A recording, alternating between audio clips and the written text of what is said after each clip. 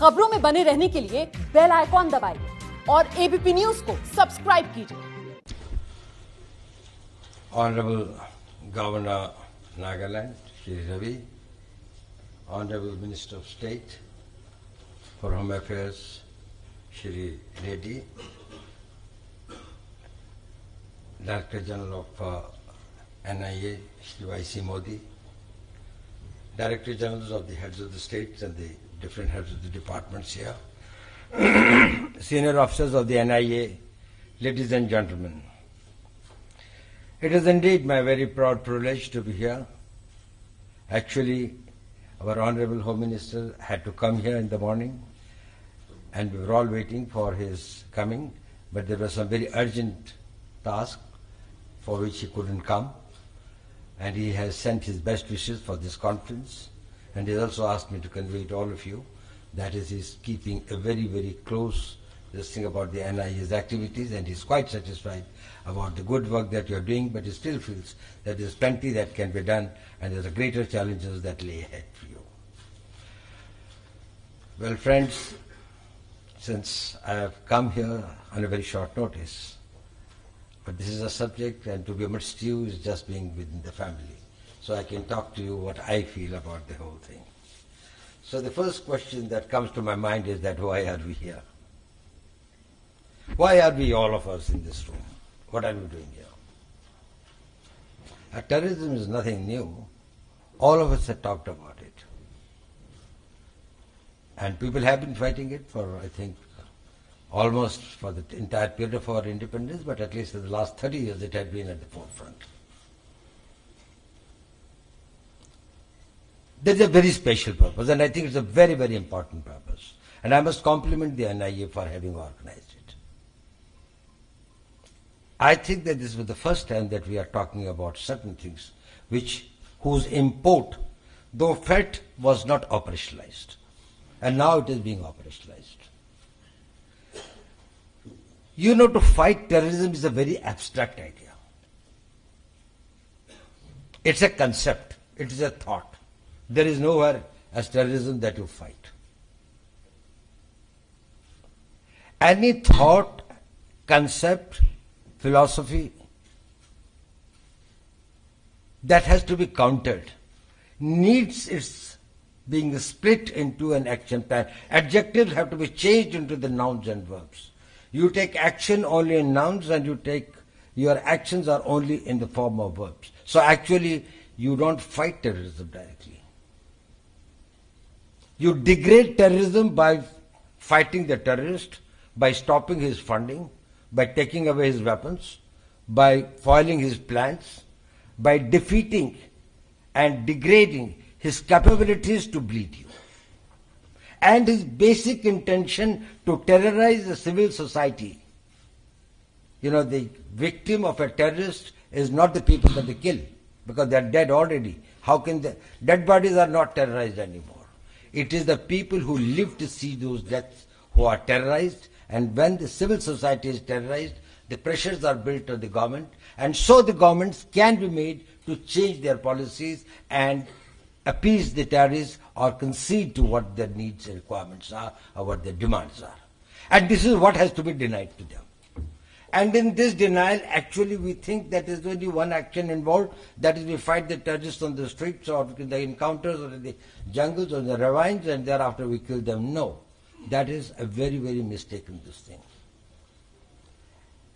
Terrorism is fought under three different silos. And all these three are most important.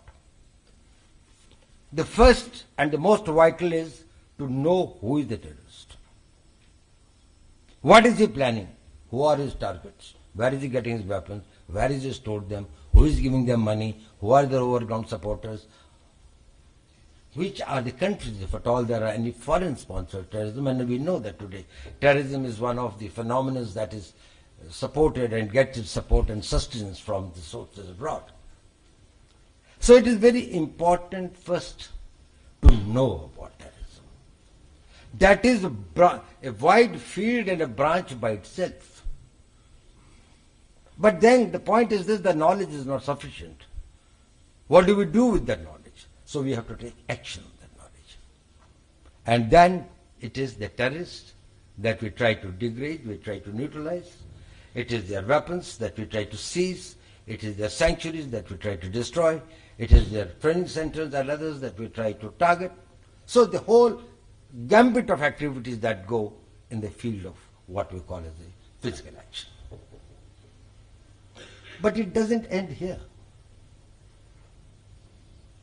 There are a large number of knowledge that is left and the evidence that is left that has got to be taken, particularly in a democracy, to the court of law, and we have got to find that what action we can take against those people who are either left out, who have been providing them shelter, support, ideological guidance, and also some of them who have been the active members of these terrorist groups. This is the most important aspect which in the long run finishes terrorism. Proactive and a preventive intelligence only leads to your taking the counteractions that will minimize their activities or that will be able to contain the degradation that or the harm that they can do. Physical action only counters what is present. But what is future ultimately is decided by what the investigations in these cases are do, what in the court of law we are able to see, and we are able to establish them as the criminals. And this is what we are here for. We are here to, one of the problems of fighting terrorism is this, that these three silos do not merge with each other. They work not in tandem, but work separately, even when they work very, very efficiently, what the army might be doing in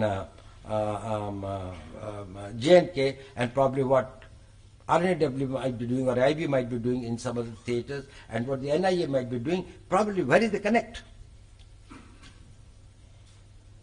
And most importantly, what all of you are doing in your respective states,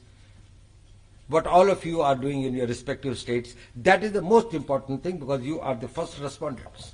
You are the first people actually who face at the cutting edge level the terrorism. You are the one who fight it and who also bear the brunt of it. And the responsibility of saving the civil society lies squarely on your shoulders. And that is the main target of the terrorists. So the role of the states is extremely important, and here in the next 2 days, what I would expect, and I am very sure that with the very stalwarts and very experienced people here, try to focus on what is there that we can contribute to each other. When you work in convergence and you complement each other, it is not something that you add to each other, you multiply, that becomes a force multiplier and not a force additional. It does not only add to this thing, it multiplies it. I am very happy that most of the states are now having their ATS and the STFs and other specialized things who have got the dual advantage, and that was my own view for a very long time. That is, could there be that the country could have one single counter-terrorist agency which could have all the three components integrated and merged with that, but for some reasons that hasn't happened. But in the states, your STFs are collecting some amount of the intelligence also, and they are taking physical action, and if they can contribute also to the investigation of the cases, probably that will help. Now I'll tell you how it is important. And I won't take too much time because you are all experienced officers, you understand. Actually, the process of investigation or the evidence starts getting collected right from the time when the intelligence people are collecting their intelligence, either through the physical sources or through the technical sources or through the human assets. The only thing is this, for the sake of the success of the operation and secrecy, it cannot be shared. But the fact that they have got to be made like this thing, that this is a very potential source of evidence at some stage. If one of my sources brings a diary to me, and in which he shows all the details of the plans and the numbers and their telephone numbers and connectivity, probably I think it is my seized property or it is my property, the thing like that, and I work on that. We do not think it has got a great evidentiary value sometime, and it has got to be utilized. In what way it can come, how it will this thing, that will have got to be seen. But anyway, that's only preliminary. But thereafter, even when the physical action takes place, there is plenty on the scene. which either gets destroyed or ignored.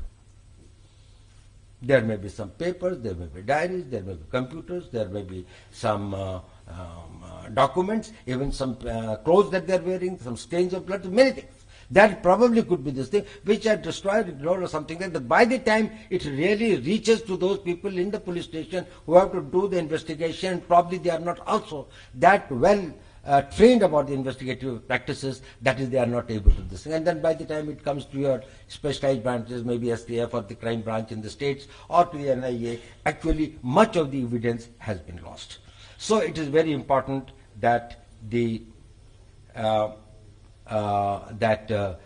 this aspect of it, that the investigation also is also the most and the final this thing on which we have to fight and defeat terrorism. But this also has got another point. Let the people sitting in this room talking about terrorism not think that they are only investigators. They are soldiers against terrorism. You are as much, whether you are posted here or you are posted in the BSF or ITBP or CRP or any other organizations fighting terrorism anywhere. You just change your uniform and you do that. You have got to take in that spirit that as your task is not only conforming to the or going, I'm not telling that go do the illegal things, but what I'm trying to say is this: look at the problem as that you are the important combatants of the fight against terror. And therefore, it is as much in your interest to see that Lashkar-e-Toiba or Hizbul Mujahideen or Jaish-e-Mohammed is degraded and finished, and it's not only the intelligence agencies or the district agencies who probably are this thing about it. You see, I am bothered only about my case. And my case number 39 by 18, which of the police station such and such, crime number such and such, its conviction or this thing, that is my aim. That is not only your aim. Your aim is much beyond that. Because there are many other things which are connected to that. Do you know the impact that the NIA has been able to make on the Kashmir terrorism is more than any other agency has been able to do in the recent this thing. Tremendous contribution of theirs. The way that they went against the money cases, the money laundering cases, the separatists, the various people and others. Now they took it in the right spirit, that is through the legally permissible methods and the proper processes and the procedures. They have followed the cases very diligently and very intelligently, and they have pursued the matters, which has put the pressure at the right places. And the persons who were the mercenaries or the persons who were being paid by the foreign agencies, they probably had to control their activities or stop their activities to some extent. But their efforts have not abandoned, they are continuing, and therefore the challenge continues. Now, why is it a challenge? It is a challenge for three reasons. After all, it's like any other crime. At the end of it, when NIA investigates a crime, it is like any other crime, which is, it may be a heinous crime, but it is a crime investigation. So what makes it specially challenging, a special challenge? First is this, that the terrorism in India and also in many parts of the world, here in India, it is a state-sponsored terrorism.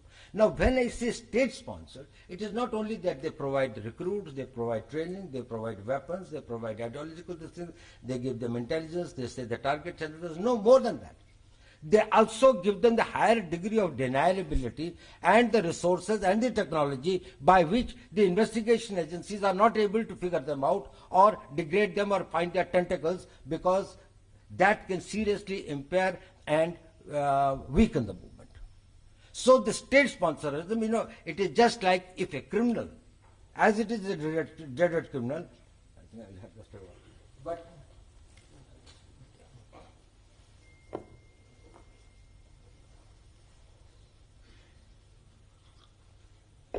But if a criminal has got the support of the state, say if in some place the police is supporting an underworld man, how difficult it becomes to handle him. It becomes a very great challenge. Or somebody powerful is supporting him. When some powerful people start supporting, a state starts supporting the criminals, and some of the states have mastered their this thing in that. And here, in our case, the Pakistan has made it as a part of its, as an instrument of state policy. So that makes it a very great challenge. The second is the technology. The accessibility of the high technology makes the evidence and collection of evidence very, very difficult or more complex. The third is the approach of the judiciary is to treat the terrorism cases at par with the cases of ordinary crimes. They apply the same benchmarks and the standards. Building up the evidence, for example, say in a case you can get many eyewitnesses. Where do you bring the eyewitnesses in terrorism cases? Firstly, there are very few eyewitnesses. These are not the things that are done. And secondly, who will dare himself and take this thing of it? He, his family, this thing. It is very, very difficult for any ordinary citizen to come in the court of law and depose against a dreaded Jaish-e-Mohammed or a Lashkar-e-Toiba terrorist. So these are the things which makes it the great challenge, and that's why I compliment all of you and I compliment the NIA that they have withstood this challenge and have been able to bring about those successes and glories in the future of it. But what is going to be the future? Are these challenges going to become less or more, or we have reached a plateau and we can probably get satisfied that, well, whatever has happened and now we are probably pretty well? No, certainly not. Actually, just a beginning of a much more difficult period. What is happening is this, that wars are increasingly becoming cost-ineffective instruments of achieving your political or strategic objectives. Nobody can afford the wars these days because they're cost-ineffective. They're very, very expensive, not only in terms of the money, but also in terms of the lives that would be lost. But the most important thing is that you are not sure of the victory. Even in spite of the fact that you have got a superiority in terms of your resources, in terms of your weapons, in terms of your technologies, you are not very sure whether the Americans with all their strength could get what their political or military objectives were in Vietnam, or the Soviets could get it in Afghanistan, or the Americans. So it is no guarantee for that. So increasingly the reliance from the instrument of war is to instrument of covert action. And in the instrument of covert action, terrorism, and it's not only the terrorism is only one of the manifestations of the covert action that the adversarial powers will be using against it. It will take many forms, and it is taking many forms. We can talk about it at some other point, but here we are talking about terrorism. But terrorism is one of the important ones. It is a low-cost, sustainable option. And it bleeds the enemy much more than probably even the war. And it can do it over a prolonged period. So therefore, as the world becomes more complex, as there are more strategical, geopolitical complex relationships that emerge, and wars become not an option to achieve it, that is, you will find that there are increasingly the use of terrorism.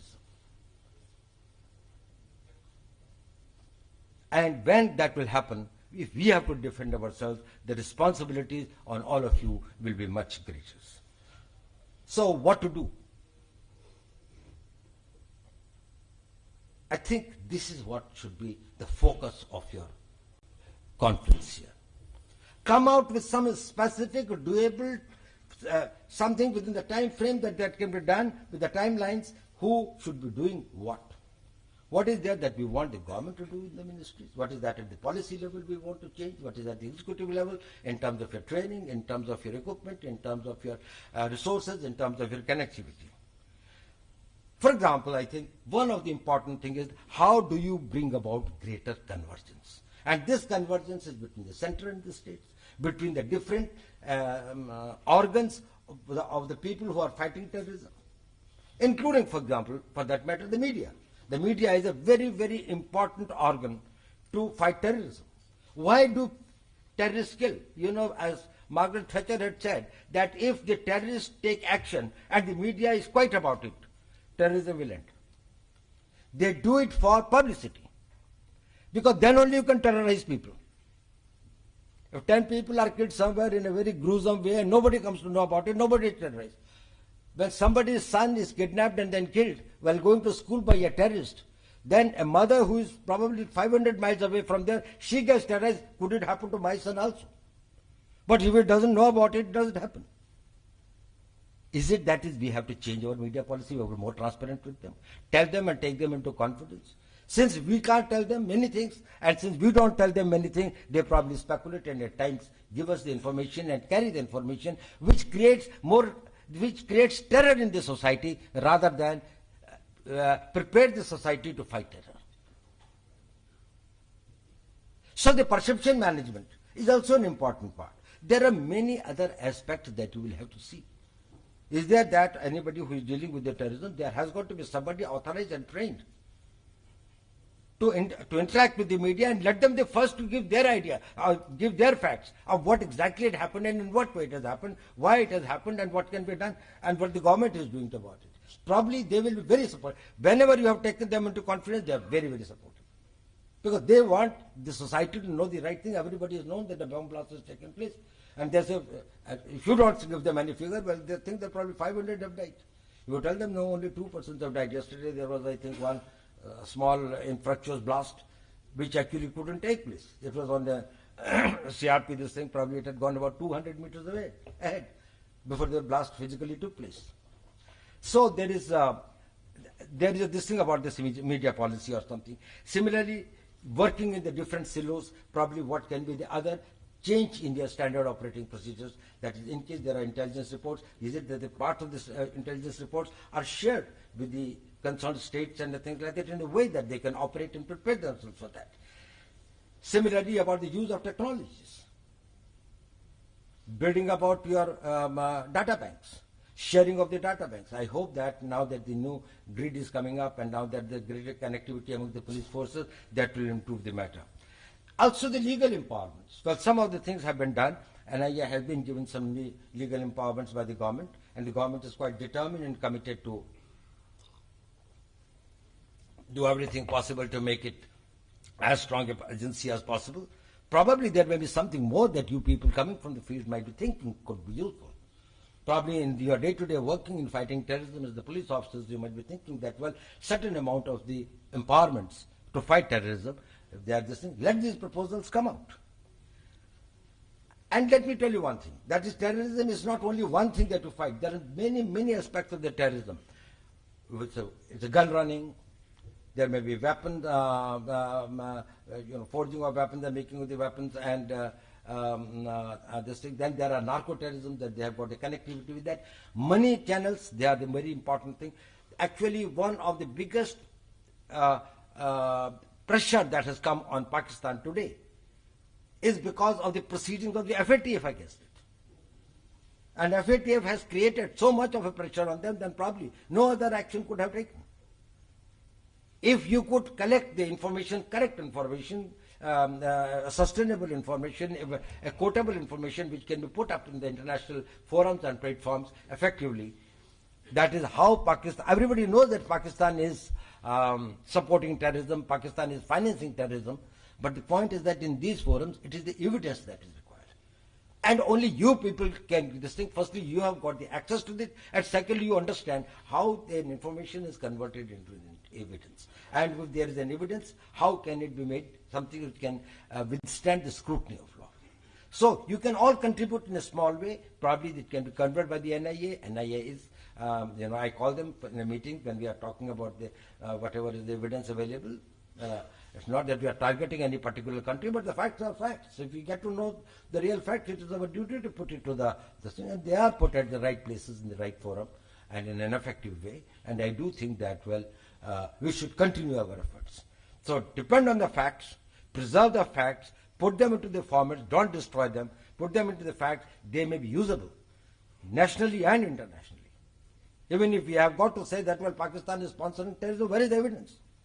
Don't destroy the evidence. You've got plenty of it. Similarly, in case you have to do the perception management, and you say that, well, the Pakistanis are doing about that, so many Pakistani people who are arrested. There is no harm in giving their identities, giving their plans, giving their this thing to the media. Let the world know about it. Just keeping them into the steel jackets of this thing does only benefits Pakistan. So building out that a strategy which is able to achieve the objective of defeating terrorism That should be the purpose of this conference, and in next 2 days' time, we should be able to figure out those actionable points that we can probably identify and work on. Well, friends, I would have liked to spend more time with you. I have also got a little experience of dealing with terrorism, but since I have to go for some immediate this thing, we have got the King of Netherlands here. We got just a meeting with the Prime Minister with him. So I'll take your leave, and I once again thank the Director NIA for giving me this opportunity, and I'm very grateful to all of you for listening to me patiently. And thank you very much. ये है ABP news, आपको रखे आगे।